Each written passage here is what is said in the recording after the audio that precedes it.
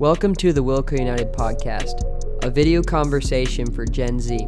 In each episode, we will unpack a kingdom truth, challenge a cultural lie, and give practical wisdom for following Jesus in your generation. All right, this is season 2. It's about being all in because following Jesus is an all-in reality. As Gen Zers, you all have unique challenges you have to overcome in order to follow Jesus in today's world. This whole series is designed full of conversations to help you identify some of those challenges and give you practical tools to overcome them. My name's Adam Narciso, and I'm here with my friends Daniel McLeod and Ashley Butterfield. What's up?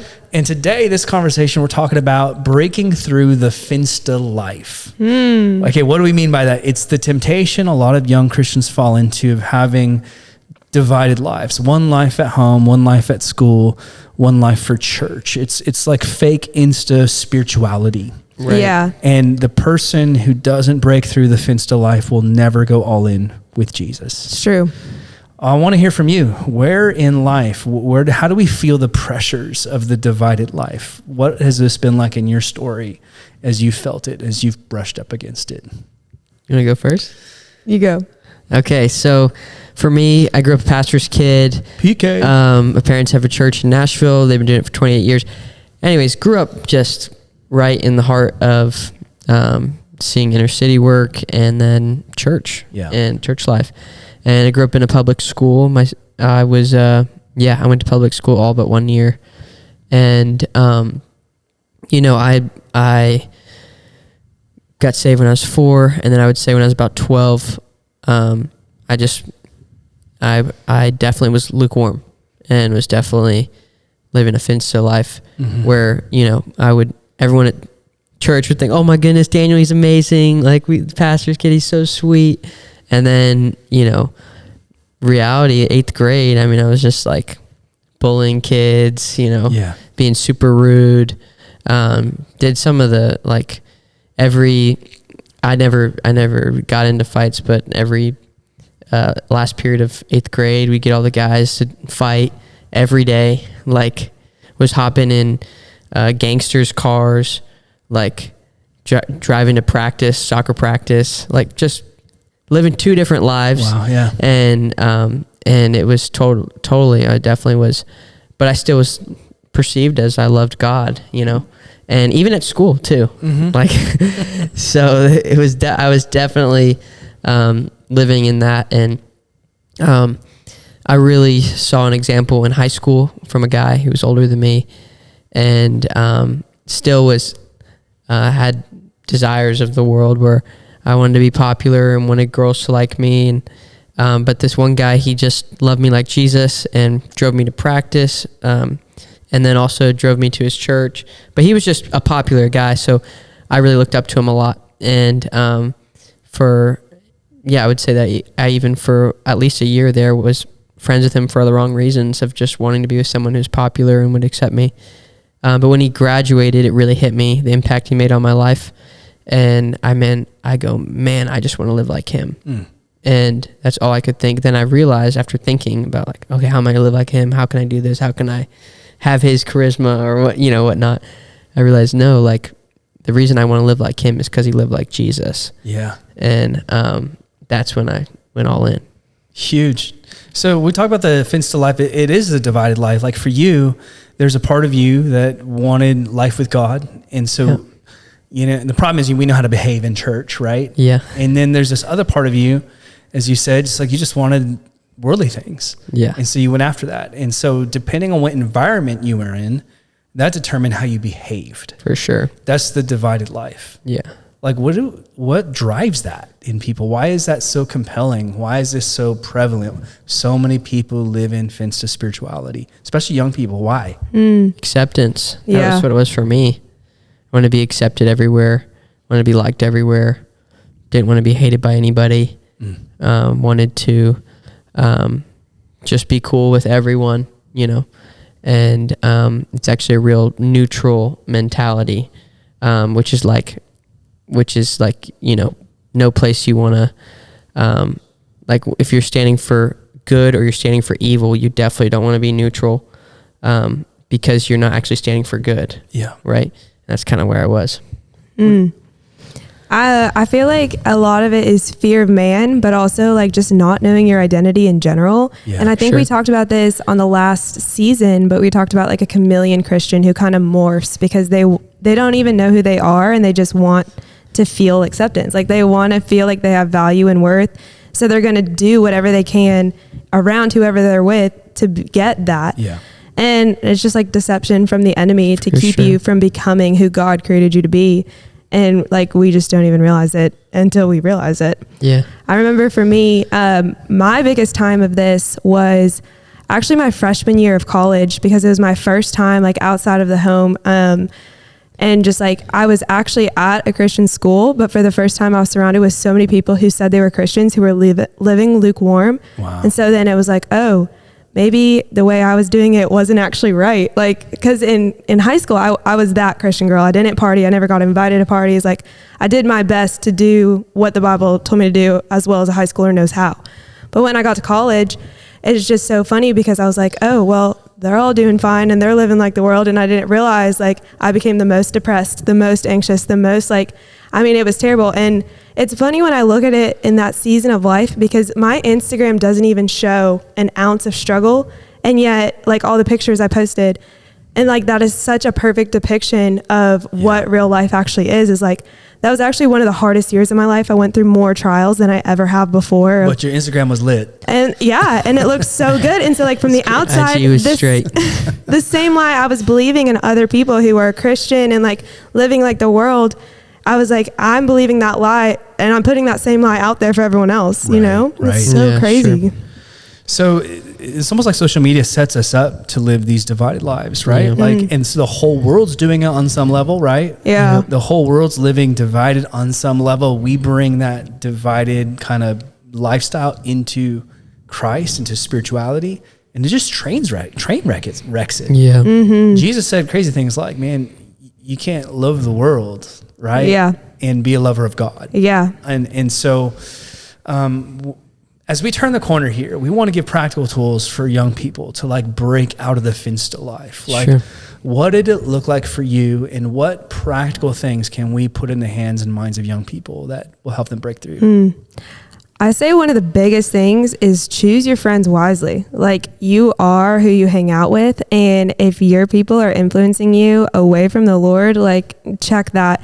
And I'm not saying reject them, because that's not the Lord, but you can love them from a distance, and you can find good community who's going to push you forward. Because I know for me, I'm like my strongest, my best when I'm surrounded by great community. Yeah. Yeah, it's good. Someone even recently quoted to me just this Sunday, they're like, man, you show me your 5 closest friends, I'll show you your future. In other words, like the people real. who you run closest with are the people you're going to become like. Because that's what changed for me when I went to college. Like, my friends, like I didn't have my family around having my back. My friends were all different. So I just followed suit and didn't have like firm foundation in my own walk with the Lord, which is also very essential. Have a firm foundation in your walk with the Lord. Yeah. All right, so you're saying find community, find some footing in your foundation, in your walk with God, but community is essential to that. Absolutely. What else? I think also be okay with not having friends for a season. Sure. Yeah, I'll say it. Unpack that, bro. Yeah, so I mean, for me, there was a season where I think I didn't have friends. That one friend loved me like Jesus for 2 years. He graduated. Then there was like probably about a 4-month period where I didn't have any friends at all, period. Which that can feel like so long. 4 months, half a school year. Yeah, no, but my heart was on fire. Wow. I was just all in for Jesus, just was seeking him, and something had shifted in my heart. And then I had a good friend that we became, we grew up together, and then we rekindled a stronger friendship. And then we went into our junior year just all in on fire. And really what we realized was we decided, we want to see our school changed. We started a Bible study, and we realized we have to be the same person on a Wednesday night as we are Friday night, whether it's at a football game or hanging out with friends. Yeah. We realized that that's what it has to be, because that was the problem before, is like we didn't have the fullness of God in our lives, and we didn't have the fullness of peace and the fullness of joy and all the good things that God has to offer. You can't access it if you're living a FINSTA life. Right. If you're living a fake, where you portray that you're doing good or you know the Lord, but it's only until you jump head first that you get to actually experience the fullness of God. Yeah. I think what your story highlights something important, and it's a trend I see with young people who actually break through the FINSTA life, is like people who get turned on, not just like to go all in for Jesus, but like usually that translates to they become people who want to be ambassadors. They want to rep Christ in their school and make an impact for him in their school. And when they cross that line, it's almost like the shackles of the FINSTA life get broken off and they begin to run. Right. Yeah, that's so true. It's changing from like, I just don't want to be influenced negatively by the world to no, I want to be influenced. Yeah. Kingdom influence on earth. Right. I think it's like once you've tasted and seen how good God is by truly living with him, that's when you want to share it. It's almost like before you didn't actually have anything to share other than words from other people, other pastors who have like spoken the truth to you, until you've truly experienced that joy, that peace, that freedom by going all in. So can we say to young people, it's like, man, yes, look at the closest friends around you.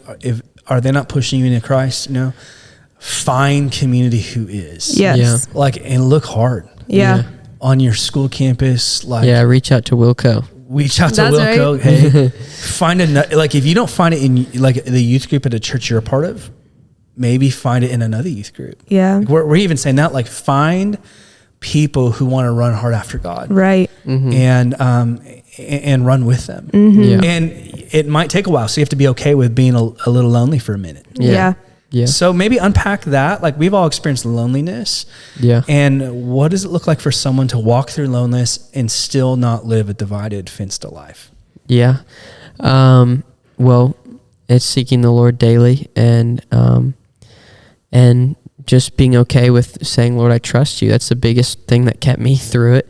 Was I hadn't encountered the fullness of the Lord until I went all in. And once I had tasted of his mercy, his forgiveness, his washing, his peace, his joy, it was like, what does it profit a man if he gains the whole world but loses his soul? It was like, I've gained everything. It's like I'm so full. I have it all. And I just began to get in the Word.